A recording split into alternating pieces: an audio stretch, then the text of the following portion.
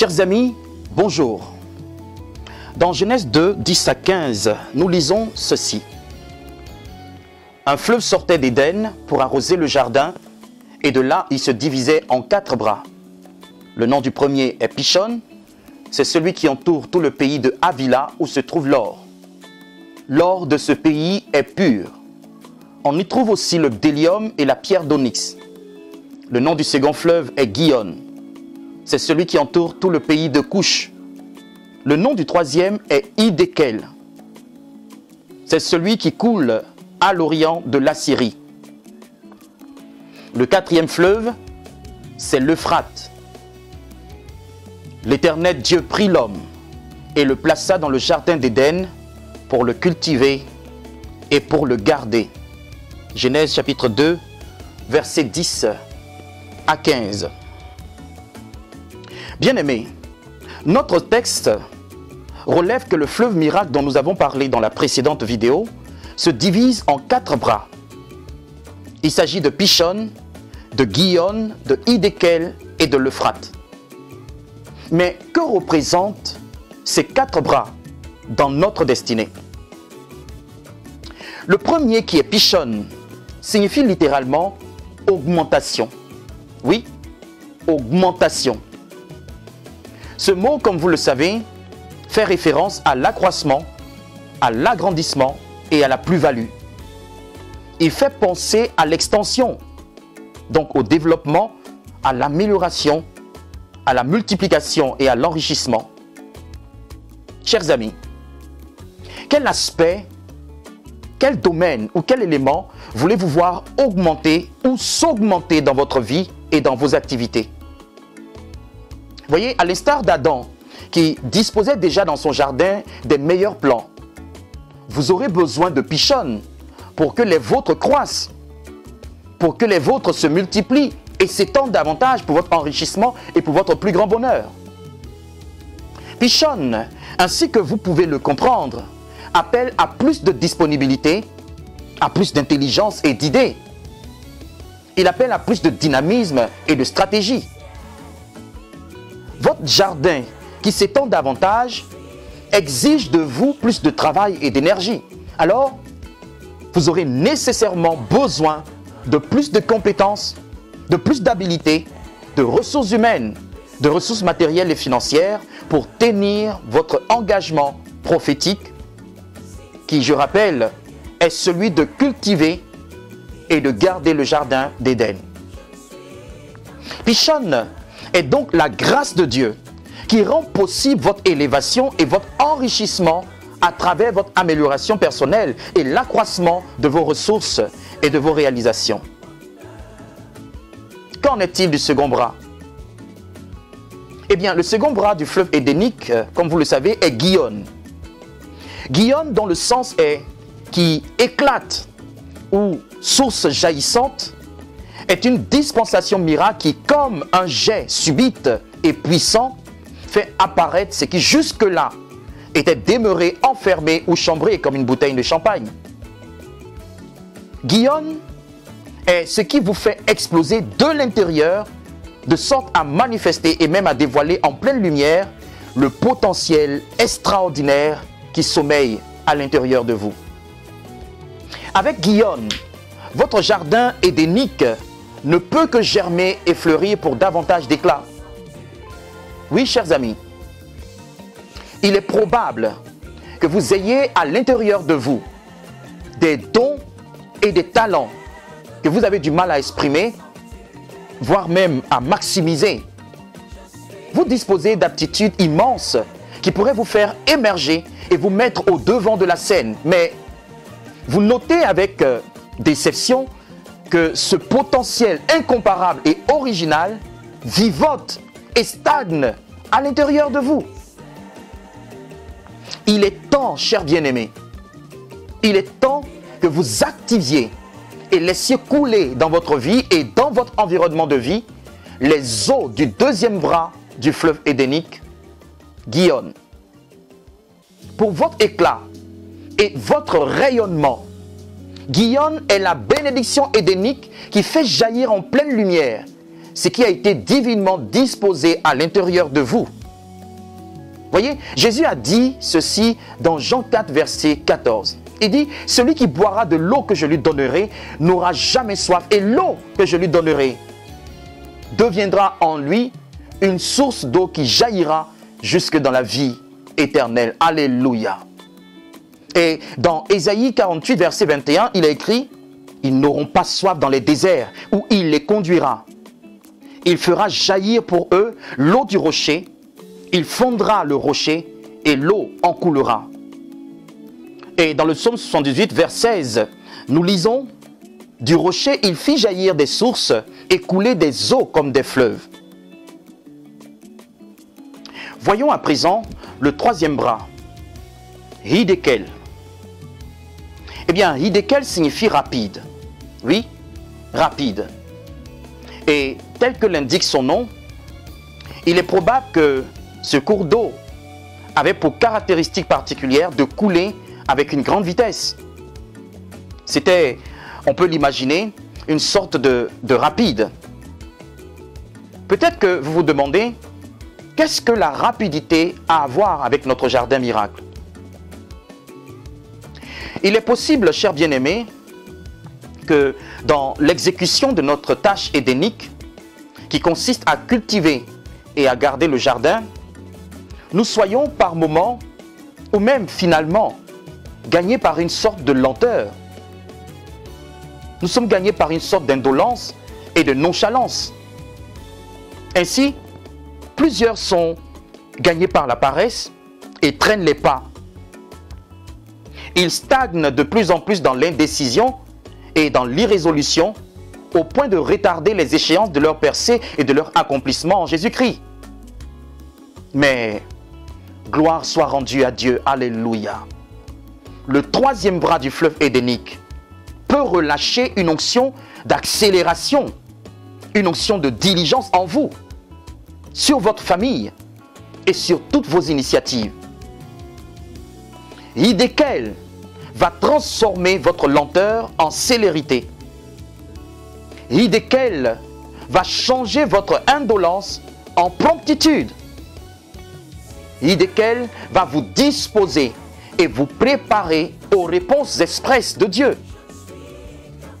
Si vous consentez à activer cette dispensation dans votre destinée, non seulement vous allez saisir l'urgence de l'œuvre de Dieu pour agir avec diligence, mais vous n'allez plus jamais être en retard aux heures, aux jours et au moment des visitations miracles de Dieu, le Dieu de la toute possibilité.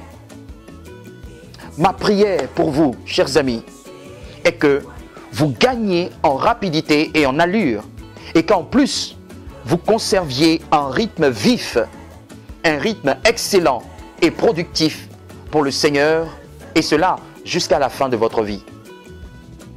J'aimerais vous donner lecture de quelques versets de la Bible qui vont vous inspirer au sujet de la rapidité. Voyez, dans Daniel chapitre 9, verset 21, Daniel témoigne ceci. Je parlais encore dans ma prière quand l'homme, Gabriel, que j'avais vu précédemment dans une vision, s'approcha de moi d'un vol rapide. Daniel 9, verset 21. Et dans Esdras, chapitre 5, verset 8, il a écrit « Le travail marche rapidement et réussit entre leurs mains ». Dans le psaume 55, verset 8, David déclare ceci. « Je m'échapperai en toute hâte, plus rapide que le vent impétueux, que la tempête. » Et enfin, dans Ésaïe 19, verset 1, le prophète précise ceci. « Voici, l'Éternel est monté sur une nuée rapide. Il vient en Égypte et les idoles de l'Égypte tremblent devant lui. » Ésaïe 19, verset 1. Voyons enfin le quatrième bras du fleuve miracle qui sort en Éden. Il s'agit cette fois de l'Euphrate. Et le sens du nom d'Euphrate est fertilité. Oui, fertilité. Selon les dictionnaires, la fertilité est la qualité d'un sol qui produit beaucoup de végétation et qui donne d'abondantes récoltes. Cela nous donne une idée de ce à quoi pouvait ressembler le jardin d'Éden que Dieu s'était personnellement chargé de planter pour y placer l'homme qu'il avait créé à son image et selon sa ressemblance. L'Euphrate avait contribué à rendre ce jardin davantage riche et foisonnant. Les fruits sur les arbres ainsi que les semences des herbes étaient agréables à la vue et très savoureux à la fois pour le premier couple, mais aussi pour toutes les espèces vivantes qui peuplaient ce merveilleux habitat. Mais vous savez, la fertilité ne concerne pas seulement le sol et la végétation. Ça concerne aussi les humains, pour qui la fertilité est une aptitude à la procréation. Vous voyez, dans Genèse 1, verset 28, Dieu bénit Adam et Ève en leur disant « Soyez féconds, multipliez, remplissez la terre. » Comme vous le constatez, le premier couple avait reçu de Dieu la capacité de procréer. Mais cette grâce avait besoin d'être entretenue. Elle avait besoin d'être cultivée et conservée. D'où l'importance de l'Euphrate qui, rappelez-vous, signifie fertilité. Le fait de vivre sur une terre particulièrement fertile, le fait de se nourrir des fruits des arbres rendus fertiles et surtout, le fait de boire aux sources de l'Euphrate qui, je rappelle, signifie fertilité, Adam et Ève ne pouvaient que maximiser ce don de fécondité qu'ils avaient reçu de Dieu. Vous aussi, vous pouvez activer cette fertilité à l'intérieur de vous. Selon une autre définition, la fertilité se dit d'un esprit qui est riche, qui est fécond et qui est inventif. Il s'agit de cette force qui génère de la suite dans les idées et qui rend imaginatif, créatif, ingénieux, innovant et habile. Chers amis, que pouvons-nous retenir du quatrième bras du fleuve Édénique? Eh bien, l'Euphrate est la dispensation édénique qui entretient en vous la fécondité et qui combat au quotidien la stérilité. Il combat l'infécondité dans votre environnement ainsi que dans tout ce que vous entreprenez pour la gloire de Dieu. Permettez que je vous donne lecture de quelques versets bibliques qui abordent le sujet de la fertilité. Dans le psaume 65, vers 9, il est écrit ceci: « Tu visites la terre et tu lui donnes l'abondance. Tu la combles de richesses.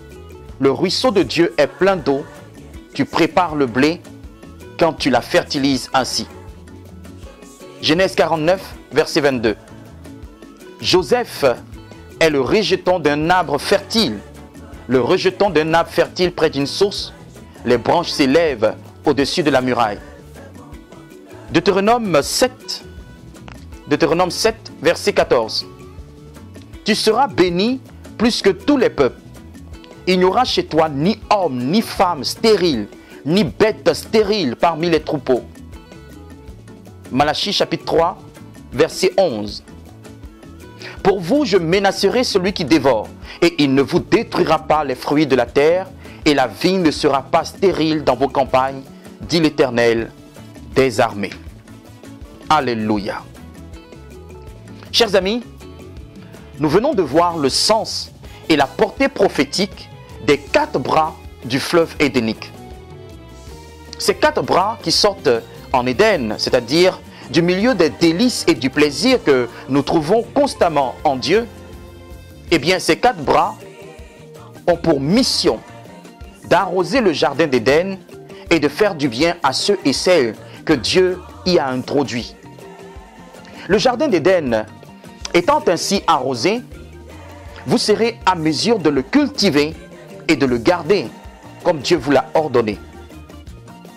Je rappelle, frères et sœurs, Pichon est la grâce de Dieu qui rend possible votre élévation et votre enrichissement à travers votre amélioration personnelle et l'accroissement de vos réalisations.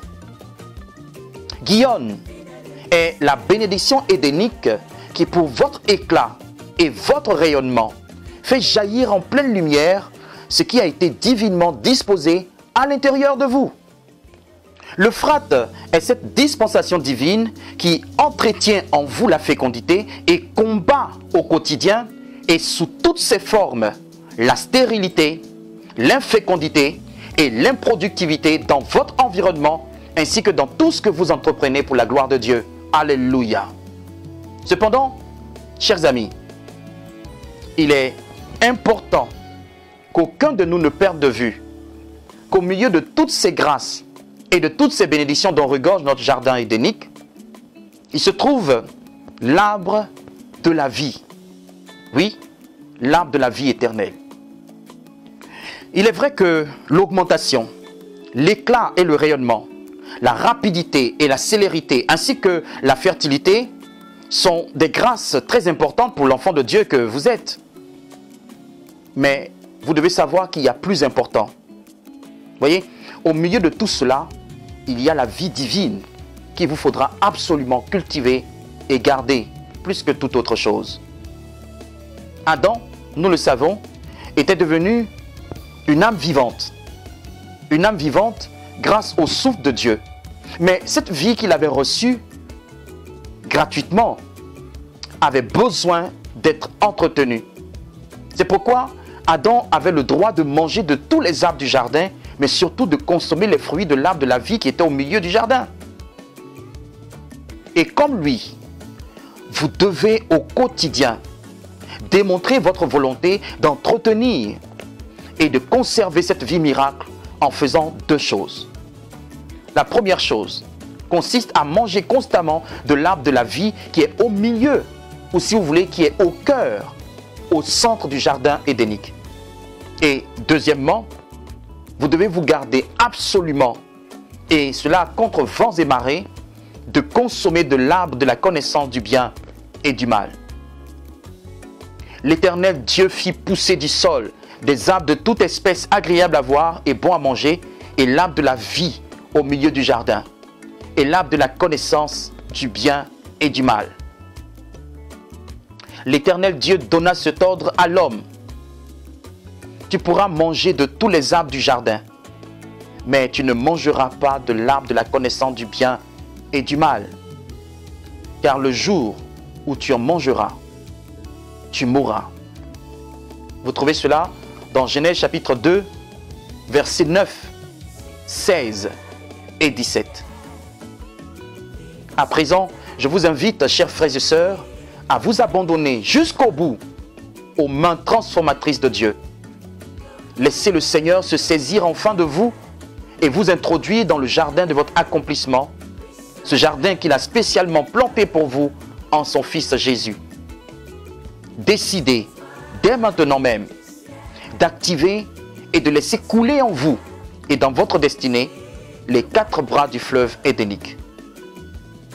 Prions ensemble le Seigneur. Père qui est dans les cieux, merci de m'introduire dans l'atmosphère édénique de mon accomplissement.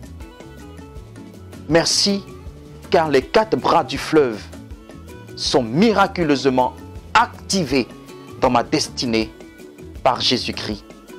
Amen et Amen. Chers amis, j'espère que ce que vous avez entendu ce mardi et ce mercredi vous a fait du bien. Retrouvons-nous ce jeudi et ce vendredi pour relever le second défi de la semaine.